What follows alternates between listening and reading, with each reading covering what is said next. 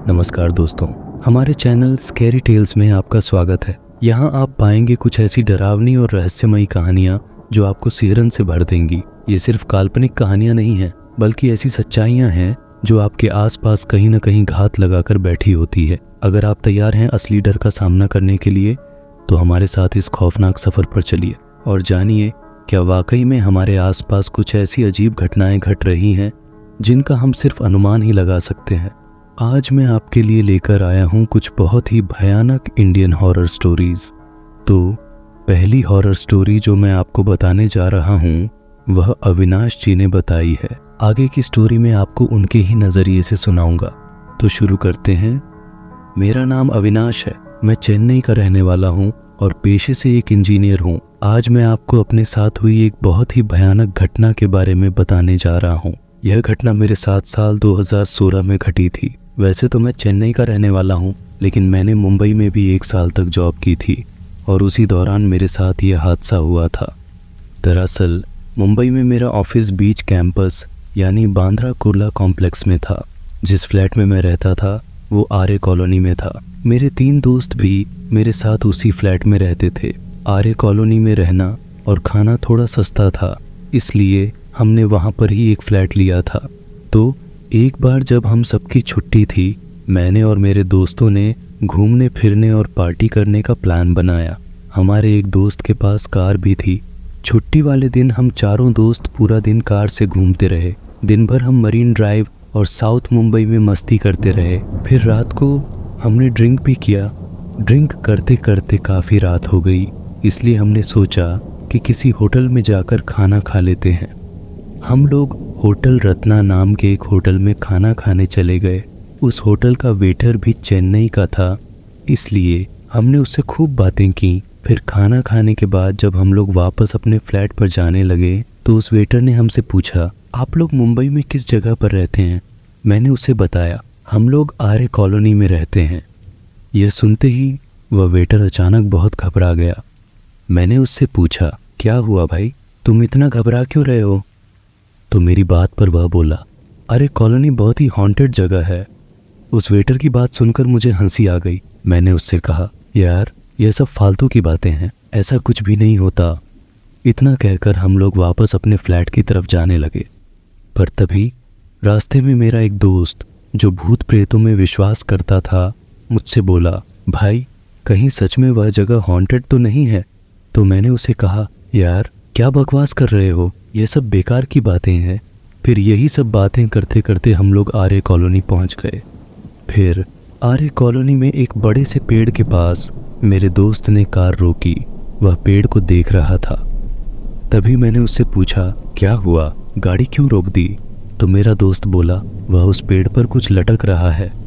उसकी बात सुनते ही मैंने उसे कहा, मजाक मत करो यार, मुझे नींद आ रही है, जल्दी से फ्लैट पर चलो।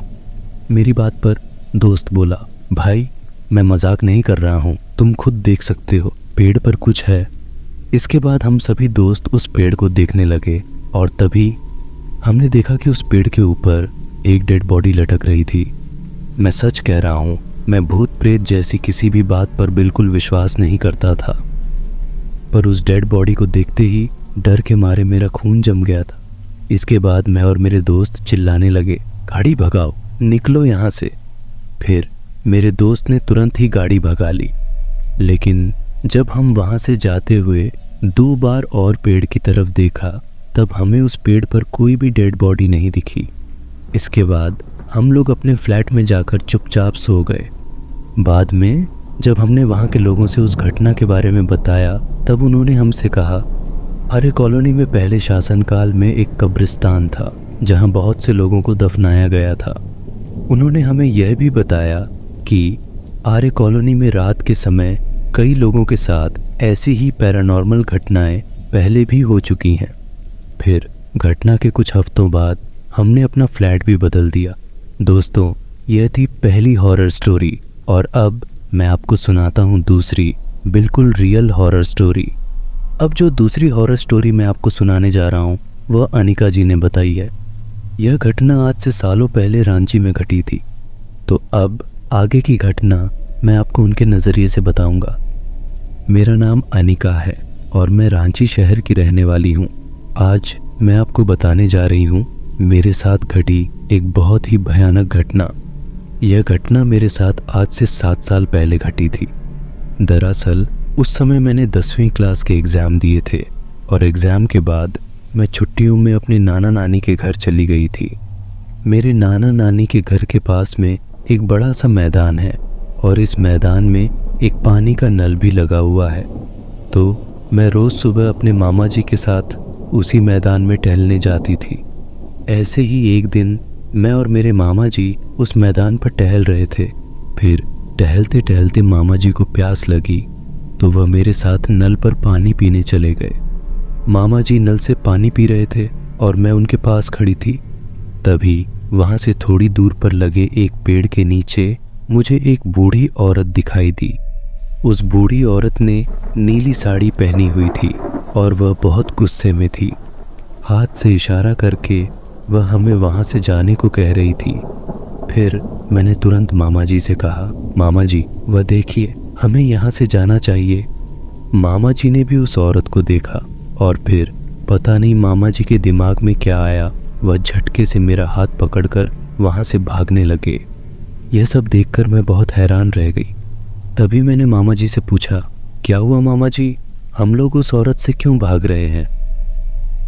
मेरी बात पर मामा जी ने कहा, उस औरत के पैर देखो, वह कोई इंसान नहीं है। फिर जब मैंने पलटकर उस औरत की तरफ देखा तो वहाँ का नज़ारा देखकर मैं डर से कांप गई। मैंने देखा कि अब वह बूढ़ी औरत अपने दोनों हाथों से बहुत तेज़ी से पेड़ पर चढ़ रही थी।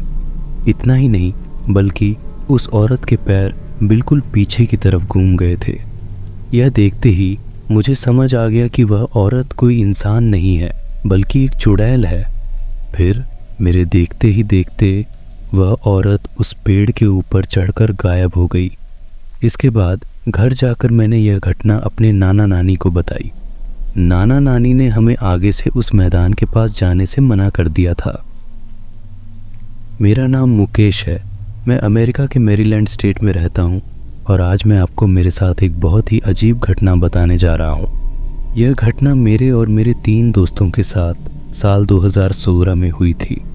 दरअसल अमेरिका का मैरीलैंड राज्य अटलांटिक महासागर के पास में है और समुद्र से बहुत लगाव होने की वजह से मैंने एक बड़ी सी वोट भी खरीद रखी है। मेरी वोट में किचन है, खाना खाने के लिए एक डाइनिंग रूम है और सोने के लिए भी अच्छी व्यवस्था है। मैं अक्सर छुट्टियों में अपने दोस्तों के साथ बोट से समंदर में घूमता और पार्टी करता हूँ। तो इसी तरह एक बार साल 2016 में मुझे और मेरे दोस्तों को काम से 2 दिन की छुट्टी मिली थी।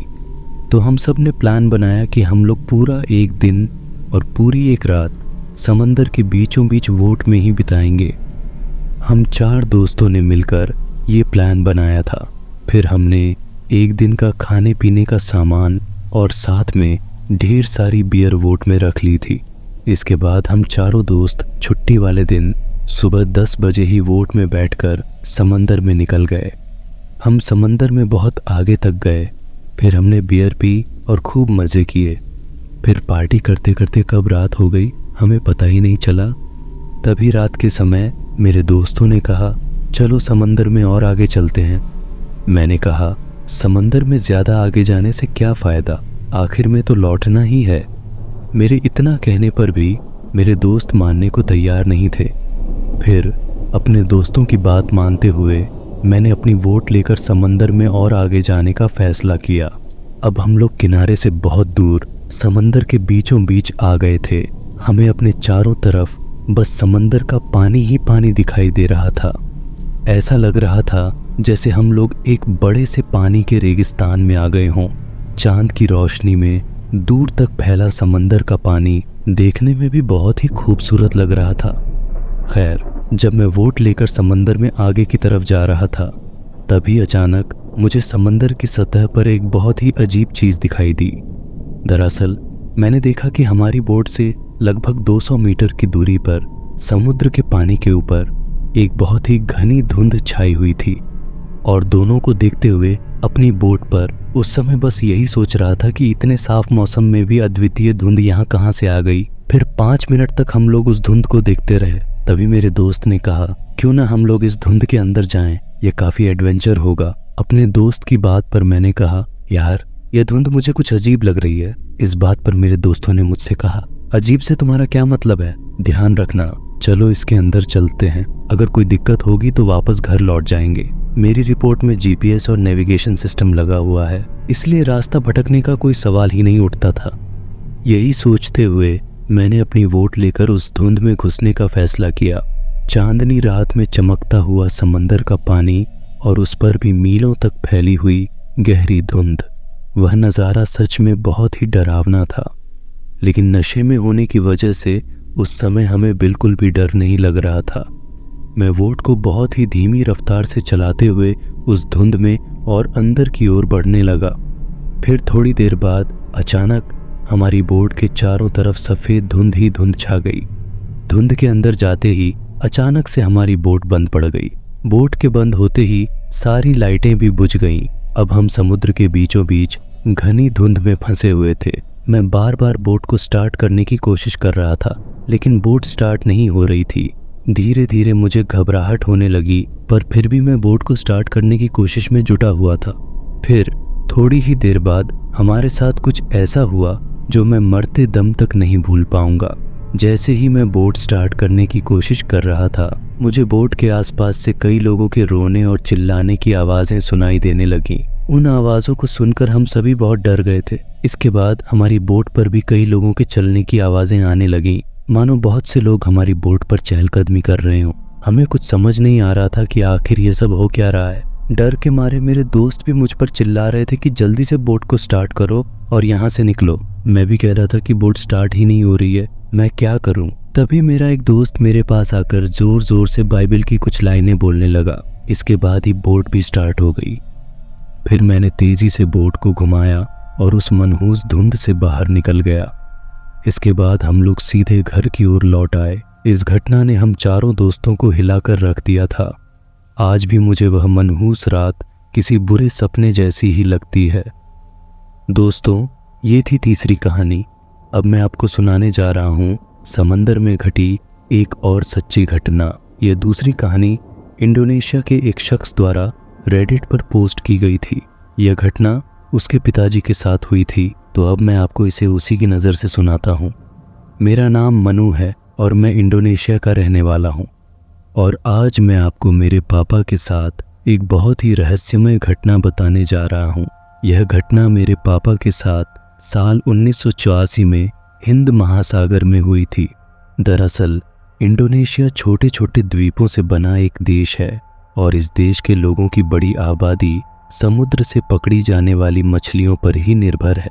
मेरे पापा भी पहले समुद्र से मछली पकड़ने का ही काम करते थे। पापा कई दिनों तक समुद्र में रहकर मछलियां पकड़ते थे, और जब उनका जाल भर जाता था तो वह मछलियां लेकर किनारे पर आ जाते थे। तो एक बार साल 1984 में मेरे पापा मछली पकड़ने के लिए एक बड़ी नाव लेकर हिंद महासागर में गए थे। मेरे पापा के साथ उत्सव में 5 लोग और भी थे। मेरे पापा और उनके साथियों को कई दिन समुद्र में मछलियां पकड़ते हुए बिताने थे। पापा को हिंद महासागर में मछली पकड़ते हुए 3 दिन बीत चुके थे। फिर चौथे दिन रात को जब गांव में सभी लोग खाना खाकर आराम कर रहे थे, तभी पापा का एक साथी बहुत हैरान होकर पापा के पास आकर बोला कि एक बड़ा सा पानी का जहाज हमारी तरफ आ रहा है। इस पर पापा ने कहा, इसमें हैरान होने की क्या बात है, उसे थोड़ा किनारे कर लो, वह चला जाएगा। पापा की बात पर उनके साथी ने कहा, आपको वह जहाज देखना चाहिए, क्योंकि वह मुझे बहुत अजीब लग रहा है। उस आदमी की बात सुनकर पापा और उनके बाकी साथी नाव में बने केबिन से बाहर आ गए। फिर बाहर आकर उन्होंने देखा कि एक बहुत बड़ा पानी का जहाज उनकी तरफ चला आ रहा है। उस जहाज को देखकर पापा और उनके सभी साथी बहुत हैरान थे। ऐसा इसलिए क्योंकि वह जहाज बहुत पुराना लग रहा था और उसकी सारी लाइटें बंद थीं, और एक भी इंसान उस जहाज पर दिखाई नहीं दे रहा था। अगर आसमान में चांद निकला होता तो शायद वह जहाज पापा के साथ दिखाई भी नहीं देता, जिससे पापा की नाव का उस जहाज से एक्सीडेंट भी हो सकता था।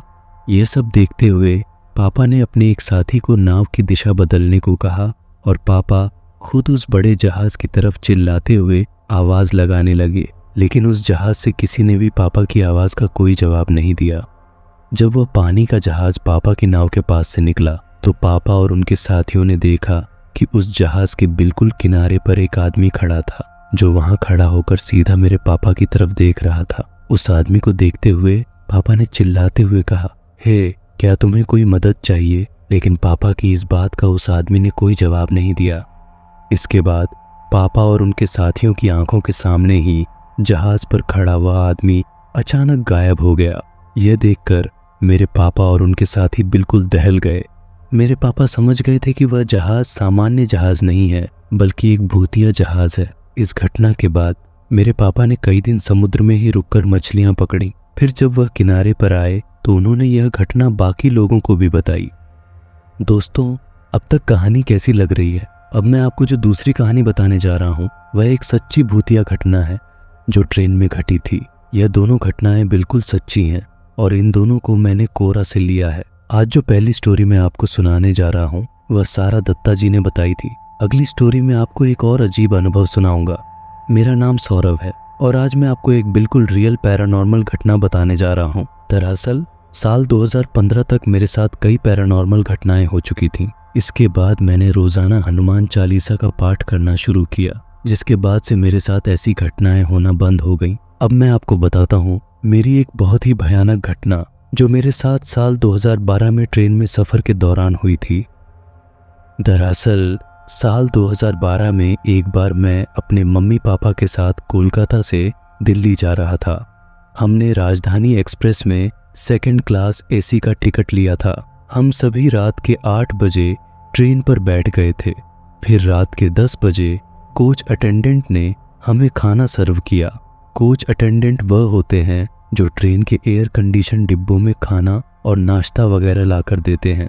रात का खाना खाने के बाद हम सभी अपनी अपनी बर्थ पर सो गए। फिर कुछ देर बाद अचानक ट्रेन की स्पीड कम होने लगी, जिससे मेरी नींद खुल गई। नींद से जागने के बाद मैंने देखा कि ट्रेन एक स्टेशन पर रुक गई थी। फिर मैंने घड़ी में टाइम देखा तो उस समय रात के 2 बजे थे।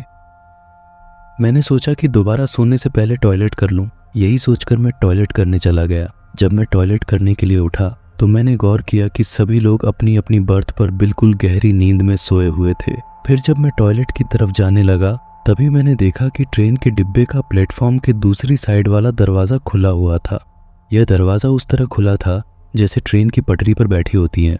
मैंने देखा कि कोच अटेंडेंट भी लाल कंबल ओढ़कर सो रहा था। इसलिए मैंने सोचा कि मैं इनकी नींद नहीं खराब करूंगा और जैसे ही ट्रेन चलने लगी मैं खुद कंपार्टमेंट का दरवाज़ा बंद कर दूंगा। यह सोचकर मैं दरवाजे के पास जाकर खड़ा हो गया। फिर थोड़ी देर बाद ट्रेन भी चलने लगी।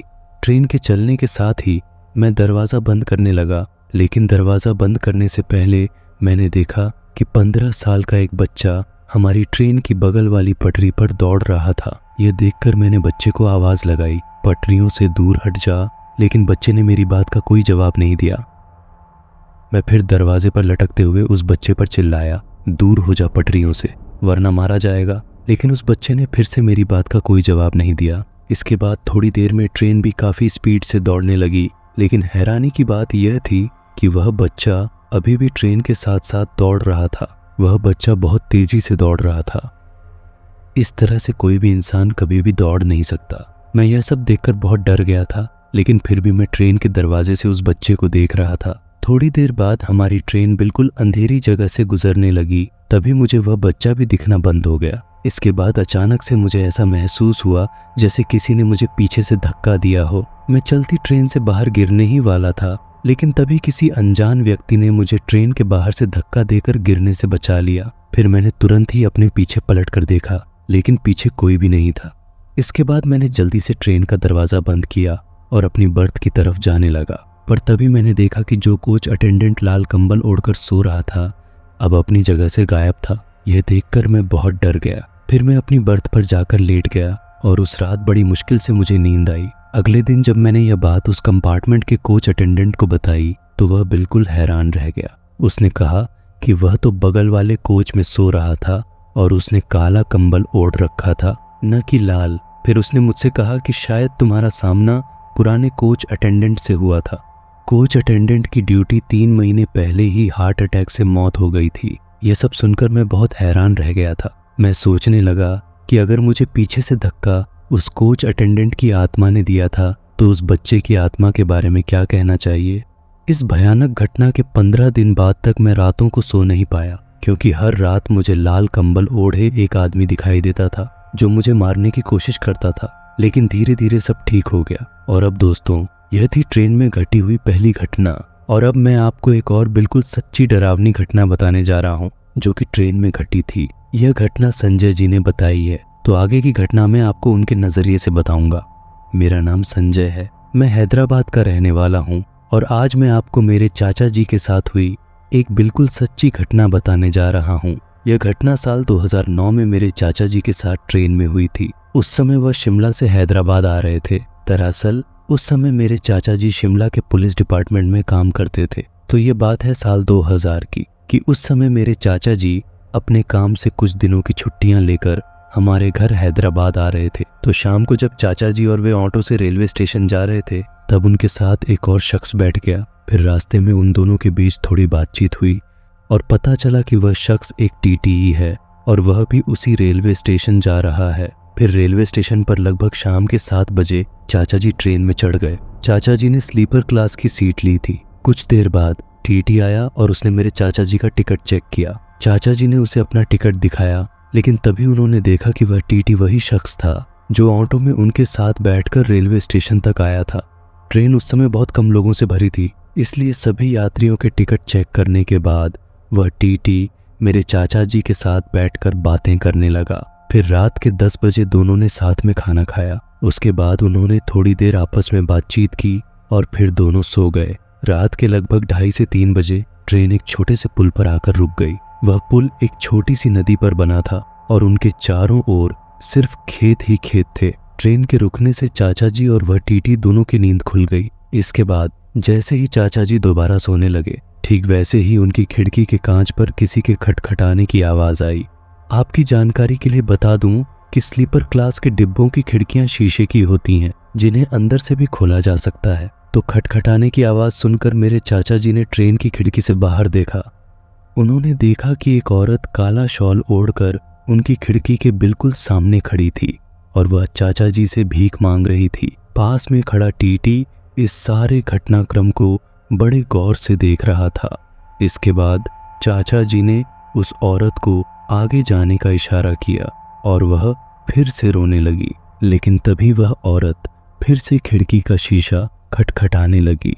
तब चाचा जी ने सोचा कि वह औरत को कुछ पैसे दे दें ताकि वह वहां से चली जाए और चाचा जी आराम से सो सकें।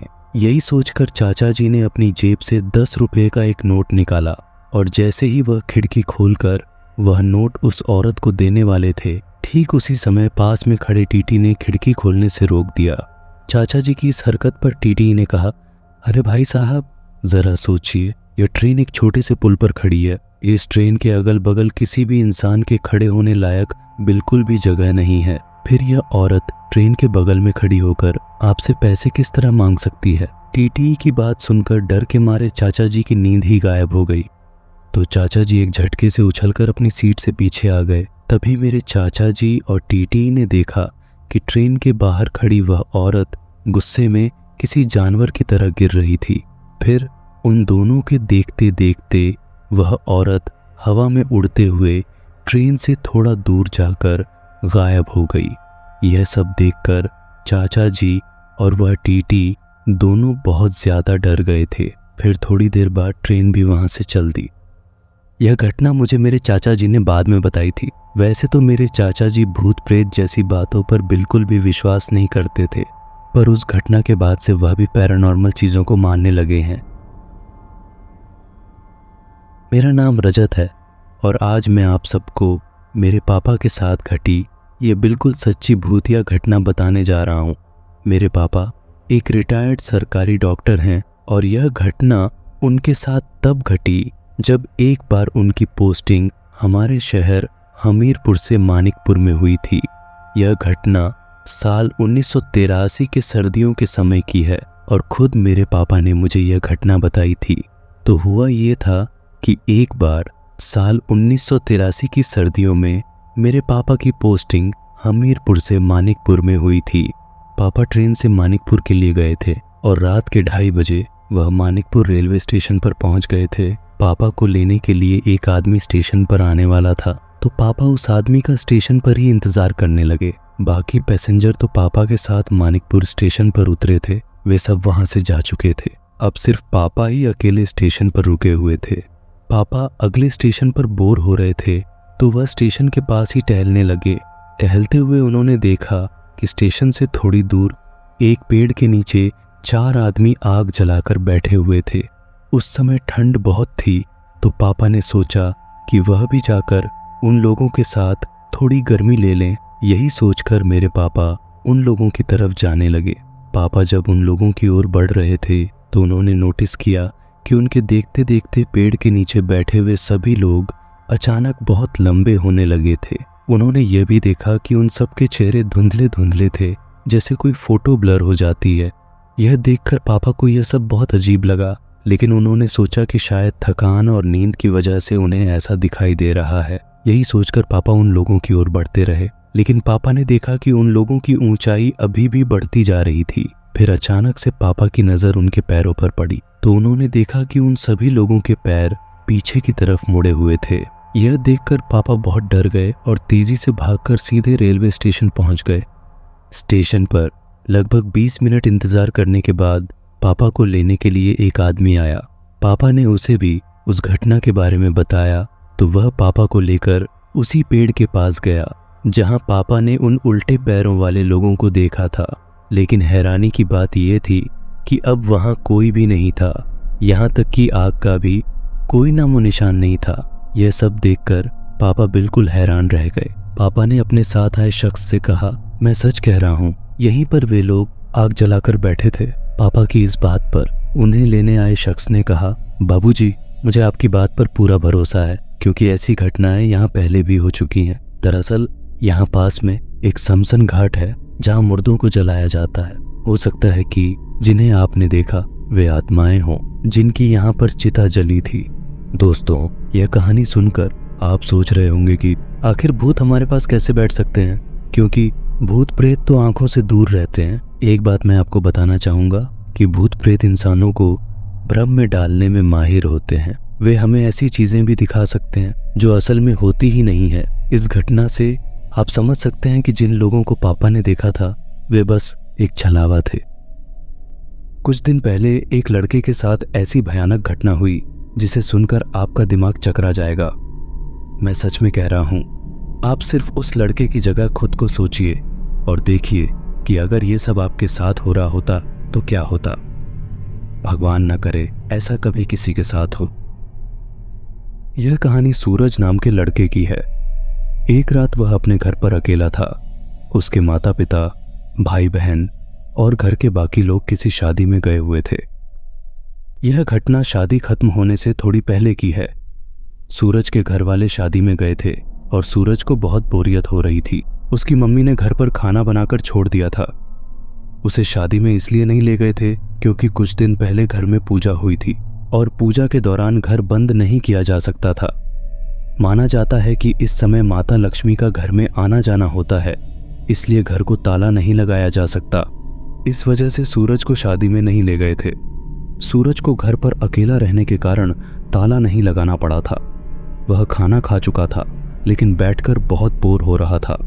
उसे नींद भी नहीं आ रही थी, शायद क्योंकि बहुत दिनों बाद वह घर पर अकेला था, इसलिए वह थोड़ा चिंतित और बेचैन था। उसे समझ नहीं आ रहा था कि आज इतनी बेचैनी क्यों हो रही थी। करीब रात 12:30 बजे सूरज ने अपने सबसे अच्छे दोस्त अर्जुन को फ़ोन किया और उससे लंबी बात करने लगा। वह अर्जुन से कहता है, मुझे नींद नहीं आ रही है, कुछ समझ नहीं आ रहा, और दुनिया भर की बातें करने लगता है। अर्जुन और सूरज क्लास 4 से बहुत अच्छे दोस्त थे और दोनों की गहरी दोस्ती थी। दोनों एक दूसरे से दुनिया भर की बातें शेयर करते थे जो शायद वे अपने माता पिता से भी नहीं बता पाते थे। वे आपस में अपनी लाइफ की हर छोटी बड़ी बात डिस्कस कर लेते थे। बातचीत करते करते रात हो गई और सूरज का गला सूखने लगा। सूरज अर्जुन से कहता है, अर्जुन तू रुक, मैं पानी पीकर आता हूँ। फिर उसने अपना मोबाइल वहीं रखा जहाँ बैठा था और किचन में पानी पीने के लिए चला गया। मोबाइल अभी भी ऑन था। और अर्जुन फोन पर सूरज का इंतजार कर रहा था कि वह पानी पीकर वापस आए और फिर से बात करे। सूरज जैसे ही किचन तक पहुंचा, अर्जुन को फोन में कुछ अजीब सी खुसफुसाहट की आवाज सुनाई दी।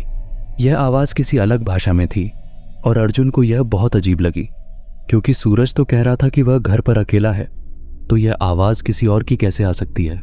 अर्जुन ने हैरान होकर बोला, हेलो, आप कौन हैं? क्या बोल रहे हो? सूरज कहाँ चला गया? तभी सूरज किचन से वापस आकर मोबाइल उठाता है और कहता है, हाँ भाई, बहुत प्यास लगी थी, पानी पीने गया था, गला सूख रहा था। अर्जुन फिर कहता है, ठीक है, पानी तो पी लिया, लेकिन जब तू किचन में गया था मुझे तेरे फोन से किसी और की आवाज सुनाई दी। कुछ खुसफुसाहट की आवाज आई जो एक अलग भाषा में थी। अर्जुन को लगा कि मम्मी पापा घर पर आ गए हैं और कुछ बोल रहे थे। अर्जुन ने पूछा, क्या मम्मी पापा आ गए हैं? सूरज ने जवाब दिया, नहीं भाई, मैं पूरी तरह से अकेला हूं और घर का दरवाजा भी बंद है, खिड़की से भी कोई आ नहीं सकता। अर्जुन ने फिर कहा, तब तुझे कौन सी आवाज सुनाई दी? अर्जुन थोड़ा डरते हुए बोला, तू एक काम कर, जल्दी से घर के सारे कोने चेक कर, कहीं कोई चोर तो नहीं घुस गया। मुझे कुछ बात करने की आवाज सुनाई दी थी जब फोन पास रखा था। सूरज ने कहा, ठीक है, मैं चेक करता हूं, और फिर फटाफट लाइट्स जलाकर घर के हर कोने को छान लिया, लेकिन कोई चोर नहीं मिला। फिर सूरज ने अर्जुन से कहा, अर्जुन, हो सकता है तुझे कोई गलतफहमी हुई हो। देख, कई बार ऐसा होता है कि रात काफी हो जाती है और तू इतना देर तक गहरी नींद में सोने की आदत में है। आज तू जाग रहा है, हम दुनिया भर की बातें कर रहे हैं और बीच में मैं भूत प्रेत का भी टॉपिक ले आया। हो सकता है तेरे दिमाग में ऐसा कुछ सोचने का कारण वही हो, शायद कोई आवाज भी सुनाई दी हो। अब एक काम करते हैं, मैंने तेरा समय भी खराब किया है, तू जा, अच्छे से सो जा, और मैं भी मोबाइल पर मूवी या सीरीज देखकर टाइम पास करूंगा, फिर मैं भी सो जाऊंगा। अर्जुन ने कहा, हाँ, अच्छा आइडिया है, सोता हूं यार। फिर अर्जुन अपने बिस्तर पर चला गया। सूरज थोड़ा टाइम पास करने के लिए मोबाइल में कोई सीरीज देखने लगा। फिर सूरज ने सोचा कि अब सो जाता हूं, अपना मोबाइल साइड में रखा और सोने लगा। अचानक उसे कान में कुछ खुसफुसाहट की आवाज सुनाई दी। शायद यह आवाज अर्जुन को भी फोन में सुनाई दी होगी। घर की सारी लाइट्स बंद थीं। सूरज अपना मोबाइल साइड में रखकर अच्छे से लॉक करके सोने के लिए लेटने ही वाला था, तभी अचानक एक अजीब सी आवाज आई। वह घबराकर चादर को फेंकते हुए बोला, ये कौन है? कौन है? कौन मेरे पास आया? वह तुरंत उठा और बेड के पास लाइट का स्विच ऑन करके चारों ओर देखने लगा, लेकिन उसे कुछ भी दिखाई नहीं दिया। लेकिन यह आवाज किसकी थी, यह सूरज को समझ में नहीं आ रहा था। वह फिर सोने की कोशिश करता, लेकिन फिर से वही खुसफुसाहट की आवाज सुनाई देती। वह सोने की कोशिश करता और फिर वही आवाज आती। ये आवाज कम से कम 11-12 बार हो चुकी थी। एक बार वह मुंह धोने गया और जैसे ही मुंह धोकर वापस आ रहा था, वही आवाज फिर से सुनाई दी। यह आवाज कभी 1 बार, 2 बार, 3 बार सुनाई देती है, कभी कभी 10 बार भी हो जाती है, लेकिन यह तो 12 बार हो चुकी थी। उसका दिमाग पूरी तरह से परेशान हो गया और उसने सोचा, कुछ तो गड़बड़ है जो मैं समझ नहीं पा रहा हूं। रात के 12:30 बजे के आसपास थे और उसे बहुत डर लग रहा था। उसने सोचा, क्या करूं, क्या ना करूं, कुछ समझ नहीं आ रहा है। फिर उसने सोचा कि वह अपने दोस्त अर्जुन को फोन करता है। सूरज ने फोन उठाया और अर्जुन से कहा, भाई, किसी भी तरीके से तू घर आ जा, मैं घर पर अकेला हूं और मुझे कुछ ठीक नहीं लग रहा। फिर सूरज ने अर्जुन को सारी बात बताई। यार, जो तूने फोन में खुसफुसाहट सुनी थी वही मैं असल में सुन रहा हूं। तू समझ नहीं पा रहा है कि मैं क्या महसूस कर रहा हूं, कृपया जल्दी आ जा। अर्जुन ने कहा, मैं आता, लेकिन मेरी बाइक बाजू वाले अंकल ले गए हैं और फिर मेरा घर तेरा घर से थोड़ा दूर है। इतनी रात को कोई साधन मिलना मुश्किल था, क्योंकि ये लोग जबलपुर के रहने वाले थे। जबलपुर एक बड़ा शहर है, लेकिन रात के वक्त साधन नहीं मिलते थे। वे रिहार्जुनी इलाके में रहते थे, जहां कमर्शियल इलाके की तरह ऑटो नहीं मिलती। अर्जुन ने समझाते हुए कहा, मैं समझ रहा हूँ कि तेरे साथ क्या हो रहा है, क्योंकि मैंने भी ऐसी आवाज़ें सुनी हैं। ये कोई वहम नहीं है। तेरे घर में हनुमान जी की फ़ोटो या मूर्ति है क्या? ये सूरज ने कहा। हाँ, हनुमान चालीसा तो मुझे आती नहीं है, अर्जुन ने सूरज से कहा। अगर हनुमान चालीसा पूरी नहीं आती तो कोई बुक ले आ और हनुमान जी की मूर्ति या फोटो अपने बिस्तर के पास रख। फिर हनुमान चालीसा पढ़ते पढ़ते सो जाना। अगर घर में कोई नेगेटिव एनर्जी, भूत प्रेत या आत्मा है तो हनुमान चालीसा से वह दूर भाग जाएगी या कम से कम कंट्रोल में आ जाएगी। अगर फिर भी परेशानी होती है तो अपने मम्मी पापा को फ़ोन करना, क्योंकि मेरे लिए वहां तक पहुंचना बहुत मुश्किल होगा। सूरज ने सोचा, ठीक है, मैं यही करता हूं। यह कहकर उसने अर्जुन से फ़ोन काट दिया। अर्जुन सोने के लिए चला गया और सूरज अपनी परेशानियों का सामना करने के लिए घर के पूजा मंदिर में गया। वहां से हनुमान जी की फोटो उठाकर उसने अपने बिस्तर के पास रख दी। फिर जो हनुमान चालीसा उसे याद था उसे पढ़ने लगा। उसने मोबाइल की रोशनी से चादर को ढक लिया और छोटी सी किताब से हनुमान चालीसा पढ़ने लगा। उसने सोचा कि पढ़ते पढ़ते सो जाएगा, लेकिन जब उसने चालीसा पूरी पढ़ ली तो उसे किसी तरह की प्रेजेंस महसूस नहीं हुई। सूरज को नींद नहीं आ रही थी तो उसने सोचा कि अब तकिया के पास हनुमान चालीसा रख देता हूं और बजरंग बली का नाम लेकर सो जाता हूं। जैसे ही उसने नाम लिया और सोया, आवाजें आनी बंद हो गईं। शायद वह चीज उसके पास रही होगी, लेकिन अब वह दूर चली गई। लेकिन सपनों की दुनिया में कौन ऐसी शक्तियों को रोक सकता है? कहा जाता है कि रात के 3:30 बजे के आसपास शैतानी ताकतों के लिए एक पोर्टल खुलता है। भूत प्रेत जैसी शक्तियां हमारे सपनों के रास्ते हमारी दुनिया में आती हैं। यह समय रात 3 बजे से 3:30 बजे तक इंसान के लिए सबसे कमजोर होता है। इस समय इंसान शारीरिक और मानसिक रूप से बहुत कमजोर होता है और किसी भी दूसरी दुनिया के मुकाबले इंसान सबसे ज्यादा वल्नरेबल होता है। इसलिए ज्यादातर लोग उसी वक्त सोते सोते मर जाते हैं, क्योंकि उस समय भूत प्रेतों की शक्ति थोड़ी ज्यादा होती है। खास तौर पर ब्रह्म मुहूर्त से आधे घंटे पहले का समय, जब ब्रह्म मुहूर्त का असर कम हो जाता है, इस दौरान इन शक्तियों की सक्रियता बढ़ जाती है। सूरज ने सोते हुए कोई एंटिटी महसूस तो नहीं की, लेकिन उसने एक सपना देखा। सपने में उसने देखा कि एक आदमी घर के आंगन में खड़ा है और घर के सारे दरवाजे खुले हैं। वह आदमी सूरज के बेडरूम से दिखाई दे रहा था। वह आदमी काले साए जैसा था, लंबा और हट्टा कट्टा। उसके लंबे बाल थे और उसके पीछे से तेज लाल रोशनी निकल रही थी। उस रोशनी की चमक से उस आदमी का चेहरा ठीक से नजर नहीं आ पा रहा था। सूरज ने देखा कि एक आदमी खड़ा है जिसके 2 दांत बहुत बाहर निकले हुए थे। उसके लंबे काले बाल थे और वह किसी जानवर की खाल पहनने जैसा दिख रहा था, शायद सुअर की। उसका लुक बहुत डरावना था। उसकी आंखें बहुत बड़ी और लाल रंग की थीं। उसकी नाक सामान्य नहीं थी, बस 2 गड्ढे थे। उसकी त्वचा का रंग कोयले जैसा था, लेकिन वह एक अजीब सी लाल रोशनी में चमक रहा था। यह देखकर सूरज को बिल्कुल समझ में नहीं आया कि यह क्या था। वह धीरे धीरे सूरज के पास आता जा रहा था। सूरज डर के मारे बिल्कुल जड़ हो गया था, क्योंकि उसे समझ नहीं आ रहा था कि यह सपना है या सच। वह डरावना आदमी सूरज के पास पहुंच गया और अचानक सूरज को नाक में बहुत जोर की चोट लगी। सूरज गिर पड़ा और फिर उसे कुछ याद नहीं रहा। जब उसे होश आया तो वह बिस्तर से नीचे गिरा हुआ था और सुबह के 6:30 बज चुके थे।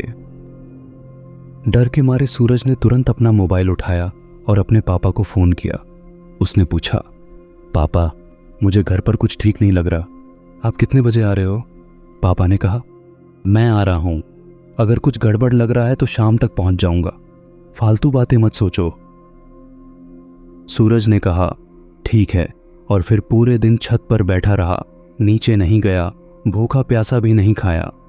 शाम को पापा आए और जैसे ही घर में घुसे उन्होंने देखा कि कुछ तो गड़बड़ है। पापा चिल्लाए, कहाँ हो तुम? नीचे आओ अभी। सूरज डर के मारे छत से दौड़ते हुए नीचे आ गया। पापा ने गुस्से में पूछा, क्या हो गया? तुम क्या कर रहे हो? सूरज बोला, पापा, पिछले रात कुछ बहुत बुरा हुआ था। आप चिल्ला क्यों रहे हो? मुझे अकेला छोड़कर गए थे और अब ये सब क्या हो रहा है? पापा ने गुस्से में कहा, सारे मसले में तुम ही हो। यह दरवाजा किसने खोला था? सूरज ने कहा, कौन सा दरवाजा? पापा बोले, वो दरवाजा जो मैंने तुम्हें कभी न खोलने के लिए कहा था। ये किसने खोला? सूरज बोला, पापा मैंने खोला था। पापा गुस्से में बोले, क्यों खोला? सूरज ने बताया, मैं शाम को अपने दोस्त से बात कर रहा था और उस कमरे से बहुत अच्छी खुशबू आ रही थी। मैंने सोचा पता नहीं क्या है, और फिर ताला तोड़कर अंदर देख लिया। वहां ईंटें रखी हुई थीं। सूरज ने कहा, पापा मैं 2-4 ईंटें मारी और ताला टूट गया। पापा गुस्से में बोले, मैंने तुम्हें मना किया था, फिर भी तुमने ऐसा किया। सूरज ने कहा, पापा जब मैं अंदर गया तो कुछ नहीं दिखाई दिया। एक टेबल थी और उस पर एक चमकदार ताज़ा सेब रखा हुआ था। वही खुशबू आ रही थी। मुझे लगा ये सेब बहुत स्वादिष्ट होगा, तो मैंने उसे उठाया और फ्रिज में रख लिया। पापा ने कहा, तू मेरी बात तो सुन, पहले मेरी बात समझ। जो पुराना घर है वो हमने किराए पर रखा था। 15-20 साल पहले वहाँ एक किराएदार रहता था। वह आदमी डिप्रेशन में आकर घर में टेबल से लटक कर अपनी जान दे दी थी। उसके बाद से उस घर में उसकी मौजूदगी हमें महसूस हुई। वह इंसान खुद तो मर गया, लेकिन हमारे घर में उसकी आत्मा का असर रह गया। हमने फिर एक पुजारी जी को बुलाया था। उन्होंने कहा था कि यह घर अब बर्बाद हो चुका है और इस कमरे का ताला कभी नहीं खोलना चाहिए। मैंने तुझे हमेशा मना किया था कि इस कमरे को मत खोल, लेकिन तूने फिर भी खोला। अब जो कुछ हुआ वो उसी आत्मा का असर है जो उस लड़के की है जिसने अपनी जान दी थी। पापा ने कहा, तेरे ताले को तोड़ने के कारण वह आत्मा बाहर निकल आई और घर में घुस गई, लेकिन तेरी किस्मत अच्छी थी कि तुझे कुछ नहीं हुआ। फिर पापा ने कहा, तुम्हारी जान बच गई क्योंकि तुमने अपने कमरे में बजरंग बली की फोटो रख ली थी। इस वजह से उस आत्मा या भूत का तुझ पर असर नहीं हुआ। इसके बाद सूरज ने यह ठान लिया कि अब जो भी पापा कहेंगे वह वही करेगा। एक दिन बाद सूरज ने यह पूरी कहानी अपने दोस्त अर्जुन को बताई और अर्जुन ने मुझे लिखकर भेज दी। मैंने सोचा कि इस कहानी को आप लोगों से साझा करूंगा क्योंकि यह बहुत रोचक है। मैं राघव, एक वन अधिकारी, कई सालों से जंगलों में काम कर रहा हूं। अब तक मैंने अनगिनत रातें जंगल में बिताई हैं, लेकिन एक रात ऐसी थी जो बाकी सभी रातों से बहुत अलग थी। वह रात अंधेरे से ढकी हुई थी। आसमान में घने बादल थे और चांद की रोशनी कहीं भी दिखाई नहीं दे रही थी। मैं उस रात गहरे जंगल की ओर बढ़ रहा था, जहां का रास्ता बहुत कठिन और खतरनाक था। यह इलाका काला वन के नाम से मशहूर था। इस जंगल के बारे में अजीब और गरीब अफवाहें थीं। कहते थे कि जो भी यहाँ घुसता है वह कभी बाहर नहीं लौटता। लोगों के इस डर और कहानियों ने मुझे कभी विचलित नहीं किया। मुझे अपने काम पर पूरा विश्वास था और जंगल के हर कोने को जानता था, लेकिन उस रात कुछ ऐसा था जो मुझे थोड़ा आशंका में डाल रहा था। मैं जंगल की गहरी राहों में अपनी जीप से जा रहा था। अचानक रास्ते में मेरी जीप रुक गई। मैंने इंजन चेक किया, लेकिन कोई स्पष्ट समस्या नहीं मिली। फिर एक अजीब सा सन्नाटा छा गया। हवा भी जैसे थम सी गई हो। यह महसूस हुआ जैसे कोई मुझे देख रहा हो। मैंने अपनी टॉर्च निकाली और चारों ओर नजर दौड़ाई, लेकिन वहां कुछ भी नहीं था। मैंने कुछ समय बाद जीप को फिर से स्टार्ट करने की कोशिश की और आश्चर्यजनक रूप से वह चालू हो गई। मुझे राहत मिली और मैंने फिर से रास्ता पकड़ा, लेकिन कुछ ही दूर जाने के बाद एक अजीब सी आवाज सुनाई दी, जैसे कोई धीरे से फुसफुसा रहा हो। यह आवाज ऐसी थी जिसे मैं समझ नहीं पा रहा था, लेकिन महसूस कर रहा था कि जैसे कोई चीज मेरे आसपास है जो मुझे देख रही हो। ऐसा महसूस हो रहा था जैसे कोई बुरी तरह से रो रहा हो। मैंने जीप रोकी और आवाज की दिशा में बढ़ने लगा। जंगल में रात के समय आवाजें ज्यादा स्पष्ट सुनाई देती हैं, इसीलिए मैंने सोचा कि कहीं कुछ अजीब तो नहीं हो रहा। आवाज का पीछा करते हुए मैं एक पुराने जर्जर घर के पास पहुंचा जो जंगल के बीचों बीच खड़ा था। यह घर काफी पुराना और टूट फूट का शिकार लग रहा था। मैंने टॉर्च की रोशनी उस दिशा में डाली और देखा कि घर का दरवाज़ा खुला हुआ था। मेरे मन में डर का एहसास हुआ, फिर भी मैंने अंदर जाने का फैसला किया। घर में कदम रखते ही एक ठंडी हवा का झोंका महसूस हुआ, मानो कोई अदृश्य ताकत मुझे अंदर की ओर खींच रही हो। अंधेरे में सब कुछ और भी डरावना लग रहा था, जैसे किसी गहरी शक्ति की मौजूदगी हो। टॉर्च की मध्यम रोशनी में मैंने देखा कि दीवारों पर कई पुरानी तस्वीरें टंगी हुई थीं। तस्वीरों में एक ही परिवार के सदस्य थे, लेकिन उनके चेहरों पर एक अजीब सी उदासी थी, जैसे किसी गहरे दर्द का एहसास हो। तभी अचानक मुझे फिर से वही रोने की आवाज़ सुनाई दी। मैं डरते डरते टॉर्च की रोशनी आवाज़ की ओर ले गया और देखा कि एक पुराने कमरे में एक महिला बैठी हुई थी। उसकी साड़ी पुरानी और फटी हुई थी और उसके बाल बिखरे हुए थे। वह महिला अपने हाथों से अपना चेहरा छुपाए जोर जोर से रो रही थी। मेरे दिल की धड़कन तेज हो गई, लेकिन मैंने साहस जुटाया और धीरे से पूछा, आप कौन हैं और यहाँ क्या कर रही हैं?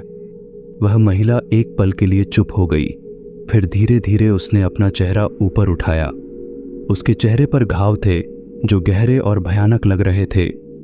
उसकी आंखें पूरी तरह से लाल थीं, जैसे खून से सनी हों।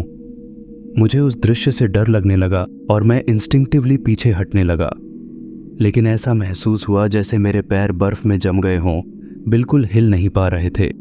वह महिला धीरे धीरे अपनी जगह से उठी और मेरी तरफ बढ़ने लगी। मेरे दिल की धड़कन तेज हो गई और डर से मेरी सांस रुकने लगी।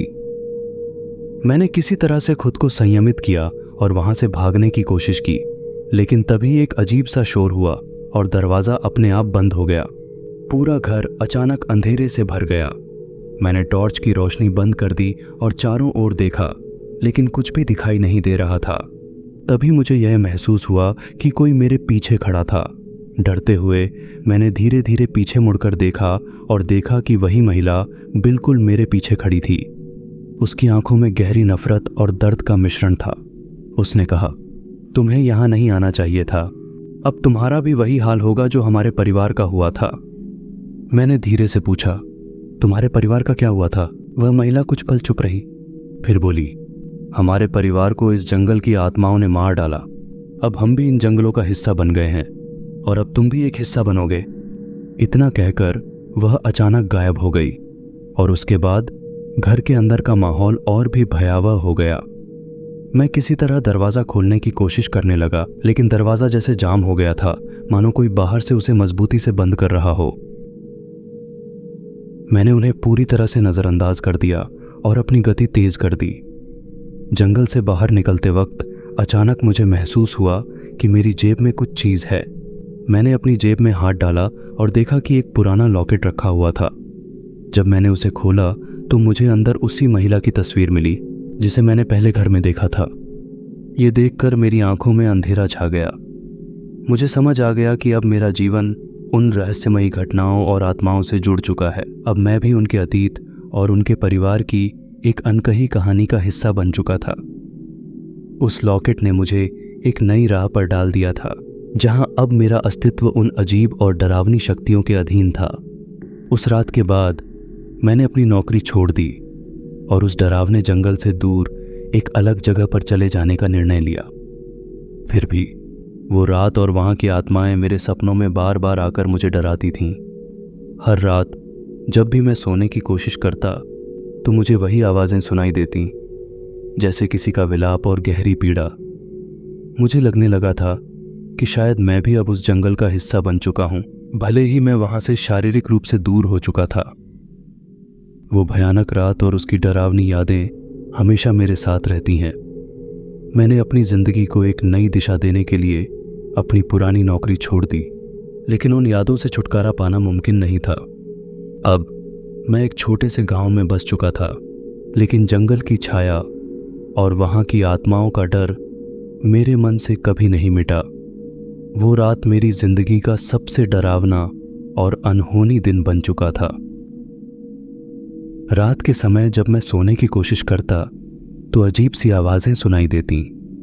कभी लगता जैसे कोई मुझे पुकार रहा हो और कभी दूर से रोने की आवाज़ें आती। यह सब मुझे बहुत डराने लगा था। मुझे नींद में भी डरावने सपने आते और हर रात वही सब बातें फिर से घटने लगती। एक दिन मेरे पुराने दोस्त अर्जुन, जो खुद भी एक वन अधिकारी था, मुझसे मिलने आया। मैंने उसे अपनी परेशानियों के बारे में सब कुछ बताया। वह मेरी बातों को बड़े ध्यान से सुनता रहा, फिर बोला, राघव, यह सब किसी अनसुलझे रहस्य की वजह से हो रहा है। यह आत्माएं शायद किसी पुराने अंजाम से जुड़ी हों और हमें उनका कारण पता लगाना होगा। अर्जुन का कहना था कि हमें यह रहस्य सुलझाना चाहिए ताकि यह घटनाएं खत्म हो सकें।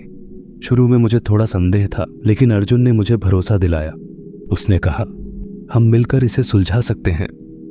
मैंने भी उसके साथ उस रहस्यमय जंगल में जाने का फैसला किया। हमने जंगल में जाने से पहले पूरी तैयारी की।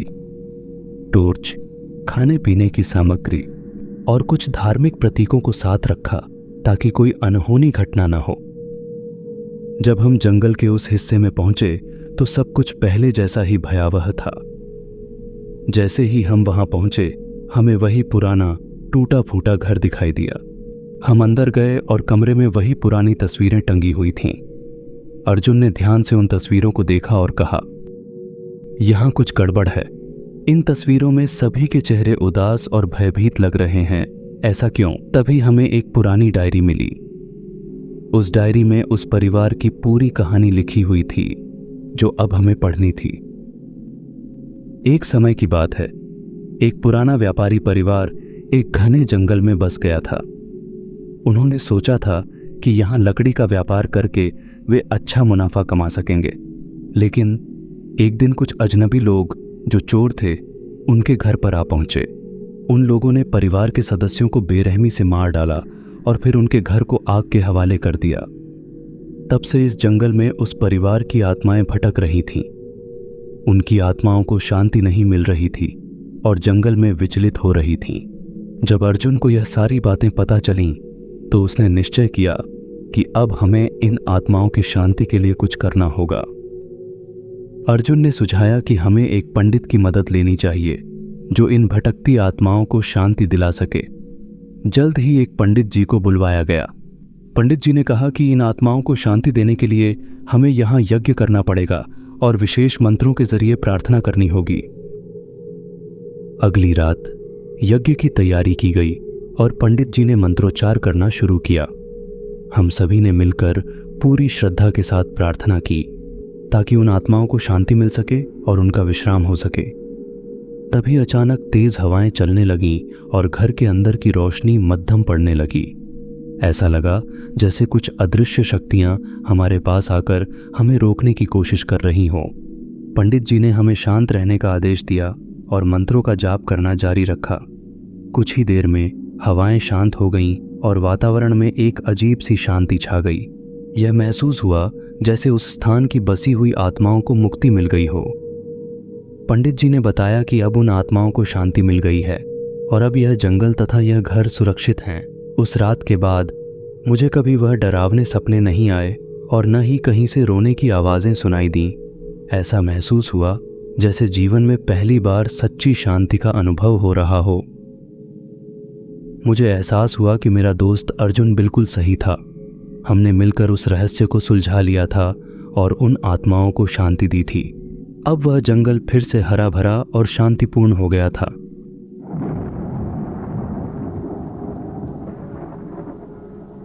आज की आखिरी डरावनी कहानी जो मैं आप लोगों को सुनाने जा रहा हूँ, वह विकास जी की सच्ची आपबीती है।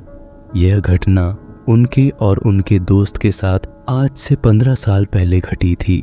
तो अब मैं आपको यह घटना उनके नज़रिए से सुनाऊंगा।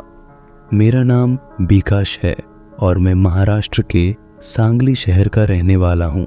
आज जो घटना मैं आपको बताने जा रहा हूँ वह मेरे और मेरे दोस्त के साथ घटी थी। एक बार मैं और मेरा दोस्त किसी काम से अंबोली जा रहे थे और रास्ते में हमारे साथ कुछ अजीब घटित हुआ था। हुआ यूं कि मैं और मेरा दोस्त शाम के लगभग 6 बजे अपनी बाइक से अंबोली के लिए निकले थे। सांगली से अंबोली की दूरी लगभग 160 किलोमीटर है और इसे तय करने में 3.5 से 4 घंटे का समय लग जाता है। हम दोनों रात के 9 बजे तक 120 किलोमीटर की दूरी तय कर चुके थे।